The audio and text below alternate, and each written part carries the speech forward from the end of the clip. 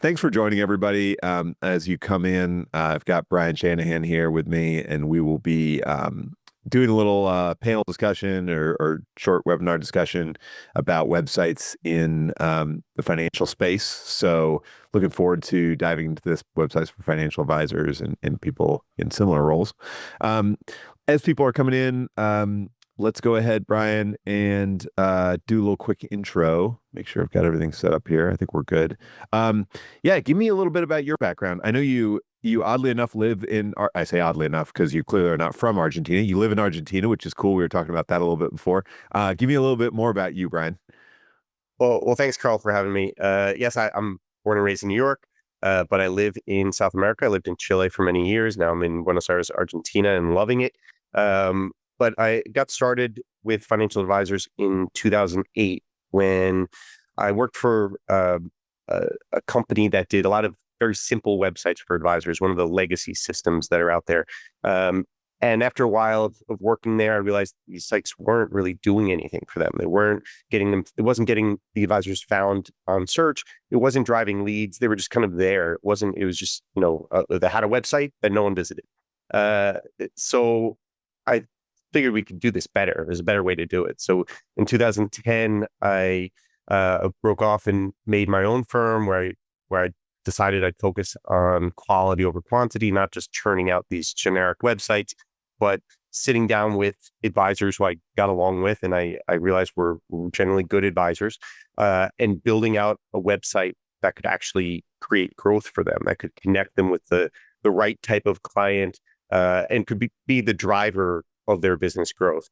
And then in earlier this year, my mother passed away, unfortunately, and that before she did, about 6 months or so, where she needed a lot of help with her finances. So I had to sit down with her. I started reviewing her finances, and she actually had a financial advisor, but he was more of a broker who just put her in some terrible things. She had a guaranteed pension and an annuity. He, moved all of her money into another annuity, put her in some of the worst mutual funds, the most expensive and worst performing mutual funds I've ever seen, was never available for her, created anxiety for her every time that she wanted to meet with him. It was really just, a very bad experience for her, but she didn't know what to do. She didn't know where to move, to. And even though I work with advisors, she didn't want to take her son's advice.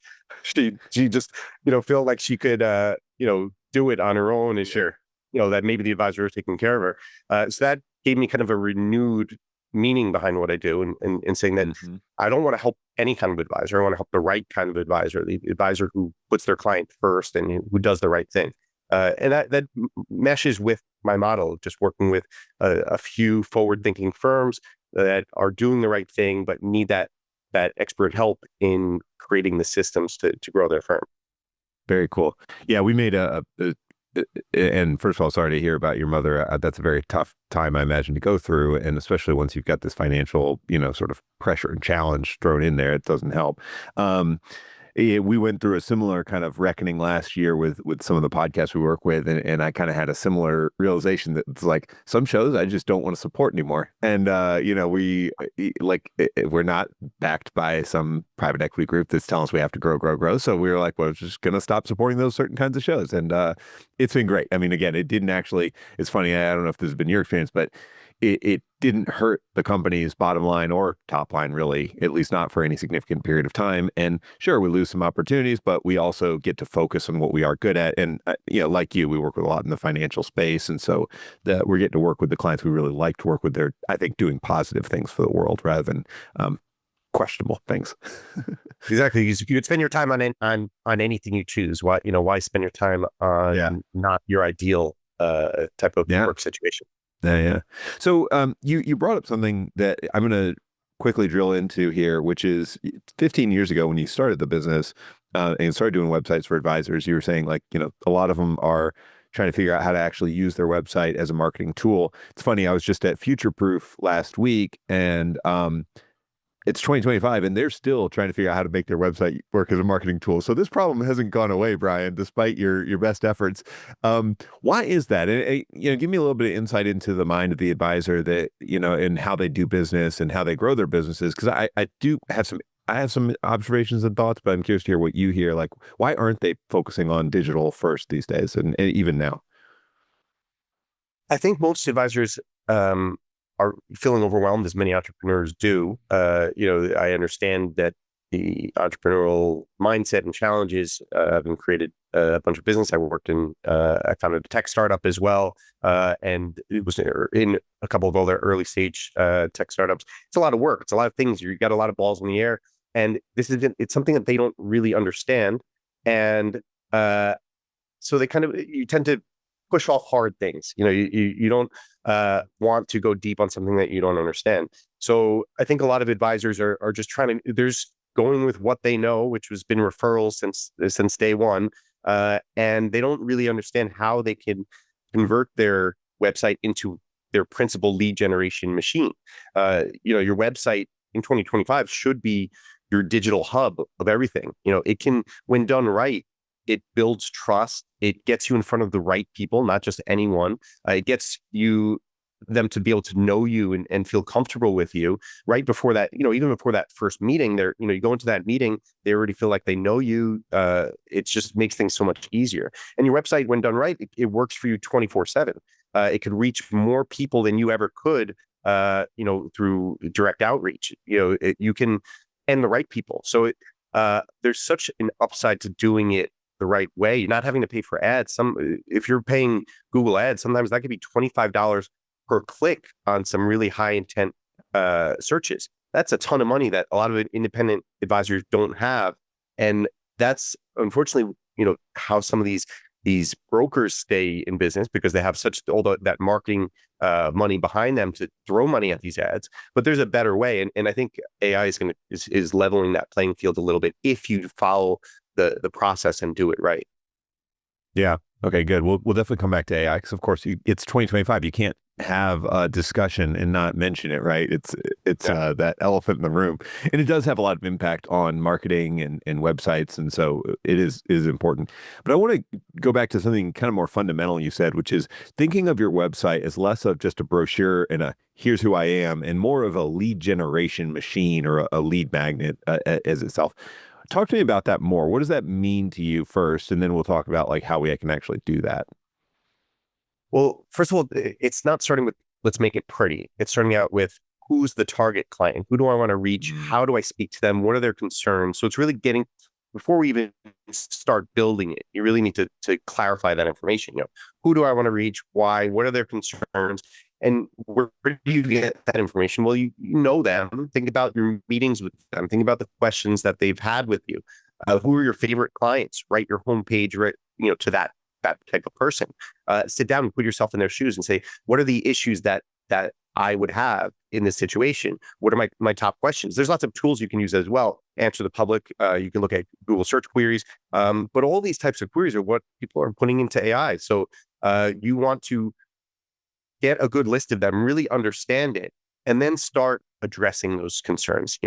You can, and using things like the real questions that people have, question answer format, Yeah. FAQs, connect with their pain points, explain.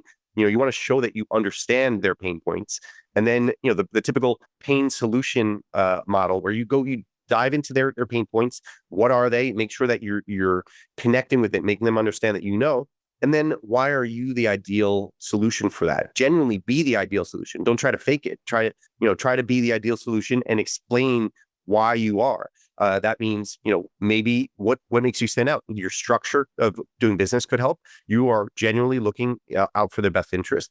In many cases, those are the type of advisors I like to work with. Maybe it's something about your process that you're really good at covering all their needs, making sure that they're covered with rebalancing, tax planning. That you're not just a financial planner that doesn't go deep into the weeds, but you cover everything. Maybe you have lots of clients who really love your work. Get their information on the site as well, with reviews. Mhm. Maybe you've been in that, serving that type of client for 20 years. Amazing. Get that on there. All these things are important. And a lot of advisors like hide the cheese a little bit. They don't, have their strongest points right up front. Maybe they'll only have the fact that they're a CFP or fee only on their homepage, but someone comes in through their niche client page for one of their niches, and it doesn't have it on there. And people don't navigate every single page to learn about you. So every page could be a potential entry point. You want to treat it that way as your first impression with the client. Make sure that you have your key indicators of trust on there. I think that's where you start with the content, and then you can use Yeah. design to make it, to make it really shine.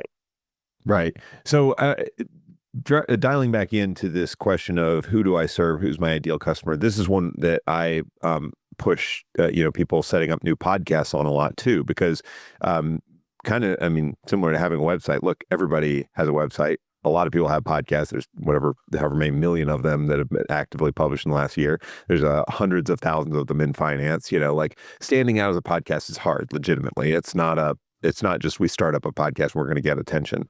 So one of the things that is really a struggle for us is, can we sort of push you into a direction that is a very specific thing in your podcast? Like, who are you speaking to? Like you said, like define that audience very narrowly. And I know that, you want to have more than 1,000 listeners someday, but the truth is you need to start with that first 1,000, right? And we got to like define a very narrow niche that you start with, and we can kind of broaden over time.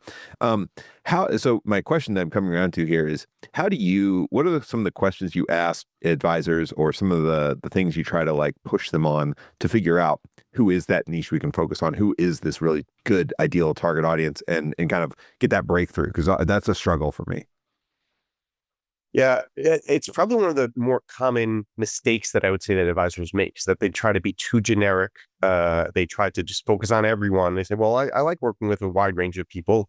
Let's just focus on that on our website. But if you're targeting everyone, you're really targeting no one. There's nothing that's going to make you stand out among other advisors if you're just one of many that targets a lot of things. It's really harder to sell yourself without saying that I like to work with these types of clients best.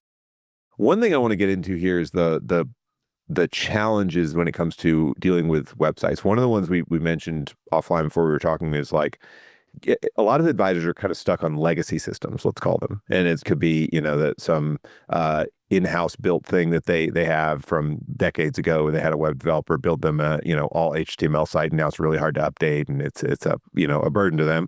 Or it could be an older CMS or whatever content management system that is really tough to leverage and get what you want.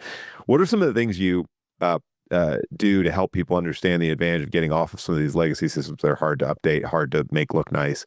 And then how do we start to migrate away? Which migrate sounds like such a big word. It's kind of scary, but like, it's probably not that bad once you really get into it. Like, what do we do to get off that?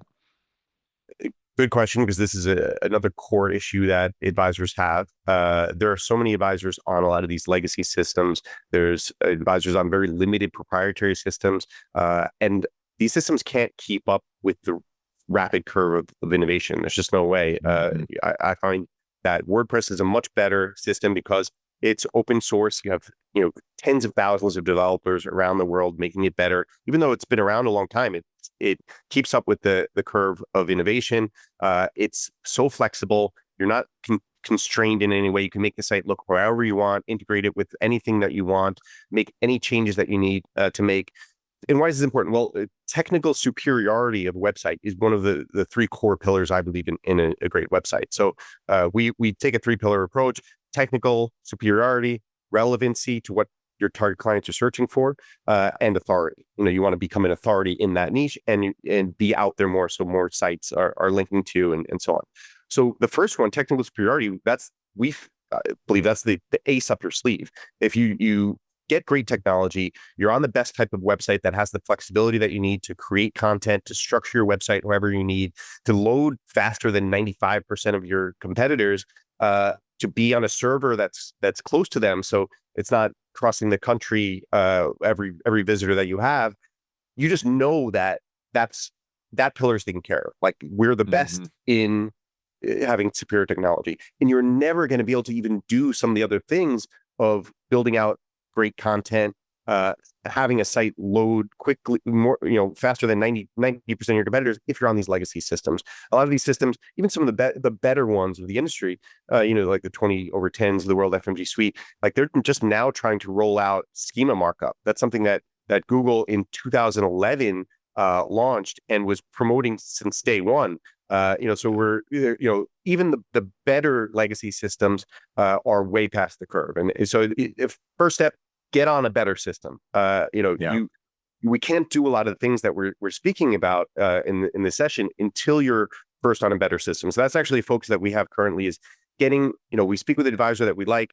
We want to get them off of a system that's not going to help them, because we get them on the right system first, and then we talk about building out their website to reach their people.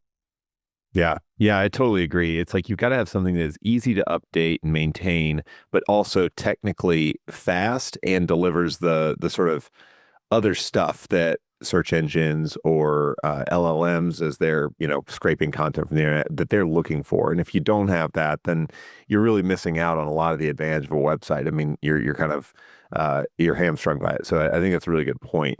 Um, what do you We kind of touched on some of these things, but like, let's talk more about what it takes to make a website more than just a professional looking. Because I think that's kind of table stakes. Like, look, if your website looks like GeoCities from 1998 or whatever, that's a problem, and that's obvious problem. But a lot of times the problems are less obvious, Brian. So like, what are some of the things that you do to go from professional looking to, a real lead generative website? Well, yeah, again, content drives, but we want to make sure that I think the number one thing is probably apart from having a technically strong site, having then after that, when you start building out the site, I think reviews are probably, if I have to go with one element that is essential, client reviews are going to be are getting increasingly more important. For e-commerce companies, having reviews, it makes it 67% more likely to convert. In the financial advisor space, I would bet it would be significantly more than that, because it's such a more important investment that the person's making than just buying something online. But many advisors talk about the compliance issues. If that's still an issue, you got to find a way around it, and you get a new compliance person or something, because you're handicapping yourself for the Yeah. future. So that's the first thing is how are you going to build their trust? So starting with the, we start with the content, you hit their pain points, you build their trust, you write as if you're speaking to a human. And I think another really important thing is to get on video. They need to see your face and your mannerisms and get that connection, that human connection. What's AI is changing is getting, anyone can get a bunch of words on the page, but it's about authenticity is going to be increasingly important. People can sniff out fakeness. More you see so much AI stuff, it's you can sniff that the fakeness out immediately. You don't need to have human connection. So I think the words on the page really matter. Video is going to matter. Reviews are going to matter. Your trust signals are going to matter, and essentially the why. But what you want to do is also not just book or leave. You're not just having them trying to book a meeting or bounce. You need to give them another option as well. Not everyone's ready to immediately set up a meeting. Some financial advisors have the better they're just pitching things. People that love independent advice, but it's, you still need to build that over time. So sometimes, offering something else of value, a checklist, a downloadable ebook that really speaks to their needs, it gets them in your funnel. You can then follow up with more value adds as you go, and it gets the conversation started. So you need to have that secondary option as well. Yeah, that's great. I think I'll call out a few things you said there. One is, this is a high trust sale. And so anything you can do to sort of earn that trust, whether it's reviews from reputable clients, whether it's examples of the type of work you do, video is great, or any kind of media that is very personal. About 75-80% of the shows we launch now are video as well as audio. And that's been a huge shift, but I think it's really important, and it speaks to how much advisors and people in the financial industry are seeing the power of having a face attached to a voice and a name. It's not essential for every single podcast. You got to be video, but I do think it doesn't hurt. And at this point, it's one of those things that just gives you another way for people to get familiar with you. What I like about it too is, there's a bit of a celebrity effect, and I heard this from somebody recently, but basically it's a phenomenon where if I've seen you on video on the internet in multiple times, I start to think of you as kind of a celebrity, even though you're not. I mean, you're just Brian, and we're we know each other. We're just talking here, but it's still like you're somebody who I've looked up to in a way, or I've gotten information from. I kind of like see as an authority just more naturally because I've got you in this category of someone who's got video on the internet. So even if you're not the person who's going to be YouTube forward, and you're not necessarily seeking that audience, it is a good option to have. And it is, again, even if you don't want your whole video podcast, which is a lot of work, maybe just having a couple little intro videos, videos of you shaking hands at meetings, videos of you talking about what we do, and things like that. All really good, helpful ways to kind of boost your credibility and trust, make you seem like a real person, which again, we're all buying from real people here. So I think that's really good. And one more Yeah. thing as well on that point is it I've I found that it really helps people to connect with advisors when you have high quality imagery as well. So Yep. sometimes hiring a professional photographer so that you can get really good quality pictures are often much better than stock photos. Stock photos, we always try to find the ones that are not as non-generic as possible, but always recommend getting professional photos done. Totally. You can just tell as a user of the internet, a frequent user of the internet. Like I go across a website and I'm like, this is 100% stock photos. There's not a single person, like a real person on this site. It just makes me It's go, the same actors, the same stock yeah, photo yeah. actors. Yeah. Yeah. And I'm like, is this even a real company, or is this just like some, made up thing they spun up on you can't tell these days. So I think it is important too. Um, the other thing you said there, which I think is a really good call out that I say a lot of the time too, is that the sales cycle in this industry, especially if it's not a direct introduction referral, is long. That's just inherent to the type of work that you do when you're managing a lot of money for people. Like nobody says, well, I just saw your website and I'm going to buy tomorrow. I mean, it's so rare that that happens, right? We don't want to plan for that. But there's certainly ways to get people sort of do lead capture and get them into your world and help build trust over time. What are some of the ways you can like ask for something or get people engaged on your site, or giving you an email address that aren't just come book a call with me today? Like what is it? You mentioned a couple, so let's dive into some of those. Well, we've done some really great ebooks with clients where it's just you just want to have a nice visual, easy to download, something that people can see on on the commute to work or whatever, something to establish your value to them in another means. A checklist is often really good as well. It's just something that gets them started thinking about what they need to do. It points them in the right direction. It shows that there's a clear plan. It gets them in that planning mode, which is what you want. And it adds value. It shows that you know what you're talking about. You have everything covered well. So those are a couple of things, and you want to experiment with different ones. So sometimes people just do one thing and then they just have it on forever, and they never try out a second lead magnet or a second engagement tool. Try out different things. See what does better along the way. And testing out things is a great way to progress. You do something and then to check the result. Yeah, I for sure, like downloadable ebooks are a good one because they can be evergreen. It can be relatively low lift to create one and have it, usable forever, or create one every quarter or something. I also, some advisors now are doing live webinars, live Q&A type sessions with people that they'll set up. Other things I've seen are like little calculators, could be a retirement calculator, could be a ROI calculator of working with the right advisor. I don't know, whatever you want to do there. Those are a little more technically complicated to set up, but certainly something that kind of happens.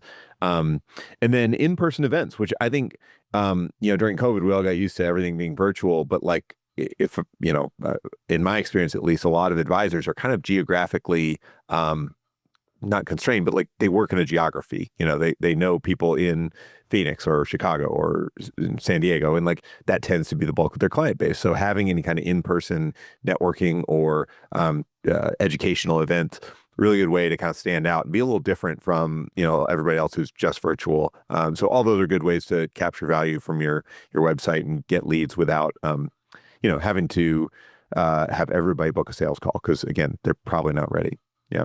That in-person events idea is actually really, really good. I think advisors should do more of that, especially. And when they do, they should post it on their Google business listing, which is the Right. thing that Google really wants people to use. They want Oh to yeah. use it Yeah. like Yeah. a social network.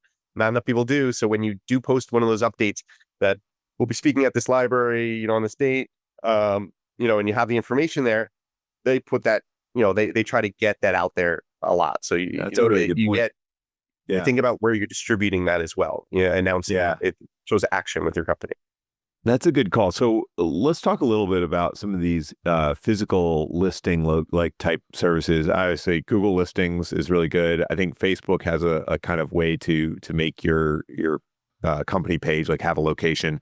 Are there any others, or is Facebook even worth doing? I don't really know for advisors. Like anything else you advise people on as far as like making sure your website and your brand is present on these platforms? Well, building authority is one of those three pillars that I spoke about. So we talked about the technical performance, making sure you got the best technology, your site loads faster than everyone else. Relevancy is something you do over time of building out a lot of great content, but authority is the one that is often really hard for a lot of advisors to get. I found some firms that have been around for a bunch of years, but their authority is so incredibly low. And you look into it and try to see why is that. Well, what's authority? First of all, it's a bunch of signals. You're wondering, how long has your website been around? What you're important if important people or sites link to you. If you're mentioned a lot on the internet, you're important even without a link to you. As these crawlers, with these AI and SEO search crawlers are going around the internet, they come across your name, your company name, your phone number many times. Like, okay, this must be an important company here. So you want to build up authority by getting out there more. So and not just spamming, getting on spam sites. That's really important. You get punished. It's quality websites, especially ones in the financial industry or related to the financial industry. So those are, we like to do at least, bare bones, like top 25 local business directories. Those are things like Google, Bing, Yahoo Local. It's good to have some social media channels where you at least have a page there. You'll like the Uber database, the Apple Maps database, Foursquare, Yelp. And then you look at things that are local, like your local chamber of commerce might have a good way to get listed there. The Better Business Bureau, you could be listed there. And then you could look at industry websites as well. Compare some of them you have to pay for, but you can look at some of those paid sites, but especially your designation sites. So CFP board, NAFA, they have really high value links come to your website. But one thing that some advisors forget is maybe they change firms and they don't update their old links. So, you're losing out on that. So I see it often, why aren't you guys CFP? I don't see any CFP backlinks? Oh, we forgot to change it when we left this previous firm. So, you want to be on top of that. And then you can get ideas. What's great about that is that we can pull your top 10 competitors and pull their backlink list and see, well, why do they have so much better authority? What's going on here? And you'll see things like, oh, well, this one has a podcast, and they listed them on all the different podcast platforms. Oh, that's really useful. This one was quoted more often by the local media, and you could create a spreadsheet of all the backlinks and then just identify opportunities. You think, well, we can get that one too. We can get that one too, and then you even it out. But and then especially if you're in a niche, a particular niche, okay, well, what are the important sites for that niche? Can you sponsor? Or can you be a partner? If you work with teachers, can you be a partner for some associations? Can you think about your niche and think about where they are and how you can get involved with those organizations. Those are all great ways to build authority, through the traditional way of backlinks, but really just getting out there. Good PR is now useful. Get out there more, you'll get more authority. Totally. And a lot of these things are like you're mentioning, like these, local groups or whatever, the things you might already be involved in, you just don't realize they can also link to your site and improve your web visibility. Again, it's a small thing, but it adds up over time. Similar plug for podcasting is like being a guest on podcasts. This is something we've been helping some of our clients with this year. Basically, like getting you out on 5 or 6 relevant shows a year that are in a similar audience. It's a good way to plug your own podcast, but certainly also a good way to link to your own website and what you do and just build up that authority, as you mentioned, Brian. So lots of ways to do this. It just depends what you want to prioritize, where you have time. Obviously we can't do everything all at once. Otherwise, it would be a different game then. let's talk a little more about SEO. So search engine optimization is obviously has been around long enough now, and I remember the early days when you could build invisible links and private blog networks to put up your authority. Of course, none of that stuff works now. What is important in SEO today, and then how's it evolving with they're calling it GEO or AEO, depending on who you ask, because we don't know what to call it, but basically optimizing for presence in LLMs like ChatGPT. Like what do you kind of do today versus what are you preparing for in the future, Brien? Yeah, so SEO has of course changed over time. I think for the better. Basically, the earlier on, the more you could game the system. The more you can do things that you knew that Google looks at and try to figure out ways to game the system. Google's gotten really good at weeding those out and in making generally better web quality websites get to the top of listings. They've done that a good job of doing that. I think that's good in general. That's good for the industry. You don't want you want to have the best sites get recommended. Now, with a lot of the tradition, the things that were best practices in SEO currently and over the last few years, those are still relevant. If you look at Google's close to rolling out an AI primary search engine where it'll be similar to ChatGPT, where it'll be more conversational, and you can kind of get a look at that already if you go to google.com/AI, and you'll see differences are that it does still maintain site links more prominently than ChatGPT and others do. So those are still relevant. It's listing the websites, but what's a big difference? So not long ago, maybe even currently, you can just create like one page for your niche. We wanted focus on doctors. We create a page about financial planning for doctors, and you make it very thorough and complete, and that's it. That's the only page in your website that targets financial advisor for doctors, and you can rank well. That's going away, not already gone. For AI, that doesn't cut it. It's not about dominating, writing for a keyword and writing a good page about that. It's about the whole book of knowledge on your website and Yeah. what you've done overall. Like becoming a genuine authority on something on a very specific area. That's what you want to do, because it gives answers based on the information on your website, and it can generally spot the real authority. And how do you become an authority? Well, not just creating one page on that topic, but thinking about the depth of knowledge on that topic. So go deep on your target area, have supporting blog posts for them. So you pick a niche, then you think about all their trouble areas, all their needs, and then start creating supporting content to it. So you have blog posts that link to that page that focus on the niche. You have sub pages, and then you go deep on each one with FAQs. It's about the depth of knowledge, and then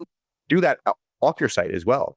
Get out there where someone in that industry, do webinars for that industry, do things for, off-site as well. Your indicators should show that you're an expert in that area as well as on-site. Yeah, that's a really good point. I heard a very interesting observation from somebody who does SEO yesterday in a webinar I was listening to, and he was saying that search behavior is changing, and now not everybody, obviously, because Google's still got the majority of the market share, and it's usually traditional search. So let's caveat all of this with this is still kind of work in progress, but what he's seeing in search behavior is often people go to ChatGPT for the first round of searching for give me a bunch of advisors in my area. Give me ones who are focused on teachers. Give me ones who focus on managing, $3 million and up or, less or whatever. Again, you're kind of pushing the AI to give you more and more specific answers. And then when they come down to a list of just a few, they go over to Google and look for your firm, right? Because they've got your name, and now they're going to actually go Google the name of it. So his analogy was GEO, optimizing for generative AI, is kind of top of funnel now, and SEO is more middle to bottom of funnel, where people already kind of know that is who they want. Now, again, I don't think this has changed across the board, but I thought it was an interesting way to think about it, and something that is kind of made me rethink some of content strategy where all of this fits in together. Curious to hear if you see any other changes in, we talked about like some offsite content, building really deep authority. Anything else we should pay attention to when we're thinking about optimizing for LLMs and getting found there? Yeah, well, unfortunately, right now we're in a little bit of a difficult moment with analytics where it's getting harder to track how people found you. So there are some tools springing up that tell you, what's your positioning in the different AI tools, but they're much more expensive. They're not really proven yet. No one's really established themselves as a leader there. So I would even say just build out your content plan, and then you can wait until the dust settles a little bit. These AI tools will have likely a search console, Google Search Console style thing where they'll try to give business owners information. Why? Because they probably also want to include ads to cut their expenses a little bit, and they need to give that information to business owners. So I think from an analytics standpoint, wait a little bit to don't worry. You can have a little bit of a lull, knowing that it's just so much, it's changing so quickly right now, and that will start to that will be resolved soon.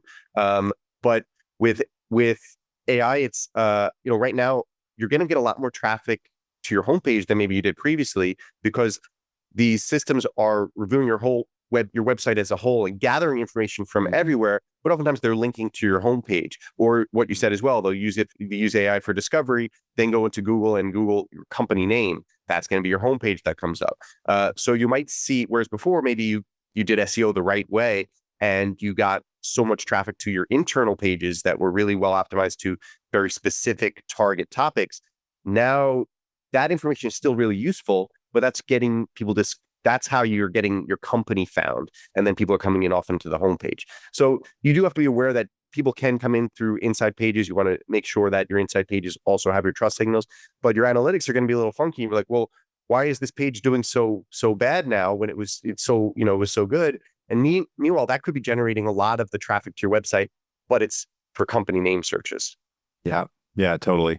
One of the fundamental things that you've mentioned a few times now is content and generating content. And one of the struggles I hear over and over is I don't have time to go write blog posts, right? I mean, so what's the answer to that, Brien? Like, is there a way to outsource some of that or all that? Is there a way to do kind of the 80-20 of like the minimum possible and get most of the results? Like, what do you tell people who are like nervous about committing to content as part of their website? Well, we're in the midst of a content explosion right now. It's so easy to create so much content, text-based, video-based. The quality of content is the question. So, you lean on AI systems to come up with ideas for content to help you draft your content, but then make sure you go through and make it your own, make it your personal anecdotes, but it can accelerate your content creation incredibly. You can come up with a list of 20 blog posts for that specific topic. It can get you a long way to drafting great content, but then you include some of your own stuff in there, make it your own. Include your stories about people that you helped, a video, and so on.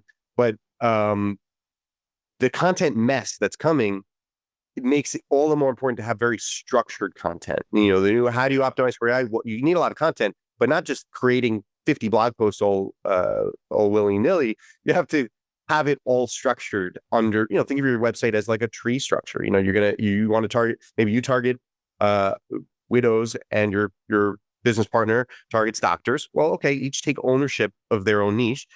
Focus on creating sub-content, blog posts that you're then linking to and from on those niche pages. So you're creating essentially, you're this mother page of your, target client niche page, and then a bunch of supporting pages below it. Structure, make it, think of it like a library. Everything's organized very well. You have a lot of content, but it's well organized. It's not you're not spitting out content everywhere, and you're always focusing on quality. That's going to be more important than ever. Yeah, I have a similar kind of thing that I tell people when they're talking about starting a podcast. It's like, well, the first step is for you to get used to just publishing regularly. That sounds simple, but like, overcoming the fear of, oh, is this good enough? Or like, do I know what I'm doing? And just building yourself the time to like commit to like producing one episode or producing one blog post or producing one landing page, like one thing. It sounds simple, but if you can do it monthly, you will go so much further than somebody who does it once a year, like, or whatever. And like if you do it weekly, you go even further than the people who do it once a month. So even if you don't have a perfect strategy, you don't have a perfect structure, start with something, right? And once you can get yourself in the habit of creating something regularly, then it becomes much easier to go in and say, okay, we got a lot of stuff and not all of it's great, but let's start to structure this. Let's start to figure out where the gems are and what we really need to highlight, how we want to do more of it. You can't run before you walk, so to speak. And I think that's a really important thing to not let yourself get in your own way and think it's got to be perfect. I know it's not necessarily what you're saying, but it's kind of, in my experience, one of the best ways with any content marketing effort is just get something going, and then we'll figure out how to optimize it once we've got some habit built here. Yeah, the other thing that came up at Future Proof, and that I'm curious to hear your opinion on, is outsourcing that content creation. I don't. This space is so specialized. How much can you outsource in the actual content creation? Can you get any of this done by other people? Or where is the place to involve other people versus you got to do it yourself? You got to have a voice. Like, what do you think? That's a great question, and many advisors are not involved enough on their website. So this is in general. They take the philosophy, I'm just going to pay someone, they're going to build Right. everything. I don't have to do anything. But Right. really, you're not going to get great results if you're not involved in the process, at least. Maybe you don't have to write everything yourself, but you need to be very closely involved in the process. It's your client, your target client. It's your business. It's your baby. This is your digital hub. This is who you are online. You need to make it reflect that. You can't really outsource it 100%. You can outsource some of the heavy lifting. You can come up with the ideas. You can have someone draft some initial drafts, but then you go in and you make it your own. You try to incorporate more things. And the person that's writing content should know what they're talking about. Hopefully they know the industry well. I find that firms that have someone in-house, even if it's not the principal advisor, but they have someone in-house that can take some ownership and leadership of that content creation and that just the strategy and just being involved in that process keeps it on track. They're not going to, they if the main principal advisor is too busy, you can't post for months. You don't want that. You want to have, that's why even a junior person that is dedicated to, this is the strategy that we worked out with Brien or this consultant. Now this is what we have to build out. Here's the plan. Who's doing it? And then, you be aware of what's going on with your business and get involved, see the final copy, edit it as best you can. But yeah, you don't have to do everything yourself. Lean on people to help you. Yeah. But you also can't just not be involved. Right, right. Yeah, it's a delicate balance. I agree. And this is one of those areas too where getting AI to help you can be helpful. I mean, if you have questions that come up often with clients and you're recording your calls, let's say, you can hopefully go to some, AI tools and figure out like, what are people asking over and over that I'm answering in the last month? What are the things that are coming up repeatedly from my top clients? Because chances are the rest of the world is worried about that too. So lots of ways to do that, but similar on the podcast side, like coming up with topics and coming up with guests and what questions you're gonna ask them. It's a lot of work, and if you can build a system that involves your key people coming in for the highest leverage points in that system, great, or they can help oversee it or kind of guide it, great. You don't necessarily want them doing every single thing. Like, do they need to be uploading files to YouTube? Like, does your principal advisors need to be editing audio and video? No, like you got to figure out how to outsource some of that stuff, or else it's going to drive you crazy and you're never going to finish. Well, as we're wrapping up, any questions, if you've gotten any, feel free to add them in the chat, anyone listening live here. But I did want to ask you, Brien, as well about when an advisor is starting to think like, hey, it might be time to redo my website. What are some things they can do to be prepared when they come to somebody like you? And then realistically, what's a budget like to get this done? And I know there's a range, so, give me some rough ideas there. So, what's the budget? What kind of things do I need to have prepared and thought about before I come into somebody like you or go look for somebody to help me? One of the ways that I like to start the conversation is I point people to a tool we have on our website where it does a quick website analysis and points out some issue areas with your website. That starts the conversation. I can look at all the areas that things are not working. We'll know, looking at those 3 pillars that we talked about with technical performance, relevancy, and authority, we'd say, okay, where are the weaknesses here? where are the things that we need to focus on, and what's the first step? And we try to create a plan where you want to break it into small phases. You don't want to say, okay, we need to do all these things, and I Hmm. like to keep it simple. Say, well, what's phase one? Let's look at the technical superiority. Are we technically superior? Is this website structure good? If not, we need to do that first. You need to, if you're not on a system that is flexible enough to do all things you need to do, well, first step is getting on that system. So that's what I'm seeing that so much where we can't even get into these advanced content creation strategies because the technology they're on doesn't cut it. So the first thing would be getting over to that. So if you're on something like, a Wix, a Squarespace, a 20 over 10, or any of the even the old legacy providers, the first thing that we'll do is say, let's get you on WordPress on a better server. Even if you're on WordPress and you're using something like Bluehost, our servers are 10 times the power of the Bluehost server. You're going to get so much more out of it. So first we get you on the right technology. Oftentimes that means, say an advisor, well, I like the look and feel of my website. Okay, well, initially then we'll just exactly how it looks on your legacy provider. We'll build it into WordPress, and then we'll show you the metrics for how much it improved in some of these technical metrics. And then we'll sit down and talk about stage two. What do we do next? Let's think about relevancy and authority. Who are we targeting, and get into that. So the first thing is knowing where you stand. A lot of advisors have no idea where they stand. They just know, well, my website doesn't really drive any business. That's all I know. I don't know why. I don't know, how fast it is, or how where I'm weak in what areas. Maybe some of these things are in development. Maybe you don't have testimonials on there. Maybe you don't have your trust badges, your designation badges on there. But first thing is, run your website through Google Page Speed Insights. That will tell you where you stand in terms of your page speed. You should be above an 80 score, ideally, at least above a 70 on mobile, hopefully above a 90 score on desktop for Google Page Speed Insights. Check out Search Console. Are you getting any leads from search, from Google Search? That will tell you where you stand. Use our tool to get that. It scores you based on A, B, C, D, F on these different areas, and then say, okay, well, now we know where we're not good. What do we have to do to do that, and how much will it cost? Oftentimes, getting you can migrate. If you're already on WordPress, which is on a bad hosting system, you can migrate to a better host within an hour. It's so quick. And that's what's great is, like, if you're not happy with somewhere, you take your site with you and move. On these legacy providers, you got to rebuild everything from scratch. So the longer you're on there, the more you're building out your website on there. To move, it gets harder because you have to create all these pages all over again on a better system. But we could generally, if we don't have to have the back and forth yet on customizing, and you just say, what, I like my design, just get me on a better system, we can rebuild it exactly as is, in just a week or two. We can do that generally very quickly. And then we reassess, we have the discussion from there, focusing on authority, relevancy, and technical superiority. But generally, you can do a whole lot for, just a few $1,000s gets you started on the right track. And then together we come up with, the plan for reaching your target client. And then you look at what kind of content needs to be created, how deep are we going to go? And then you scope that project out. But your website should grow over time, like a garden. You got to have it keep growing. It's not just do it once and forget about it. You got to keep nurturing it and improving it. Yeah, totally. That is one of the hard things about it, is every so many years you're going to need to go back to a little bit of the drawing board and just see, is this still the way that things should be done? Is it still serving me in its current capacity? And how much? It's not that you have to do a full redesign every 5 years, but you certainly should be reassessing every so often.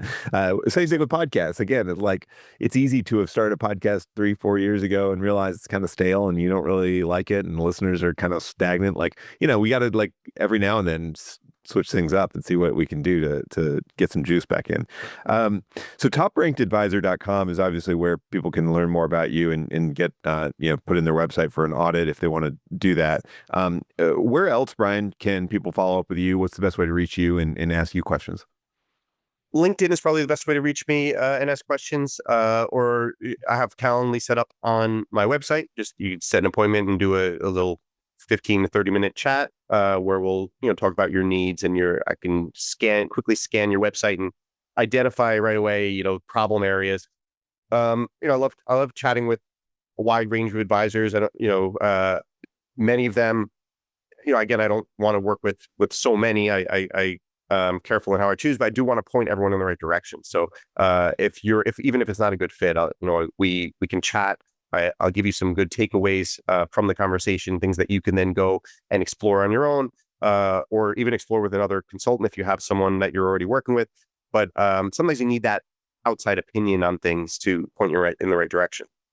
Yeah, for sure. Yeah. I mean, somebody who's seen dozens and dozens of advisor websites over the last few years is going to give you a lot of insight, even if it's not right timing for them to work with you, as you say. Okay, cool. We'll make sure and put all the links in the follow up here. And yeah, for us with Carl, with the podcast consultant, I'm always happy to connect on LinkedIn as well. My links will be there. For us, if you're looking at starting a podcast for in the finance space, we'd love to see if we can help. And we're similar, Brian. Like if we aren't a good fit, we're going to tell you, you're not ready to work with us, or maybe it's not the right kind of show for us. But we're happy to send you off to somebody who's a better fit for you. So thanks again for everybody watching and listening live, and likely on the recorded versions too. Really great to dive into this topic. I'm sure we could do plenty more discussions about this. So maybe we'll have a new topic with you, Brian, in a year or two. In the meantime, thanks so much for joining. And Brian, thanks. Good to see you again.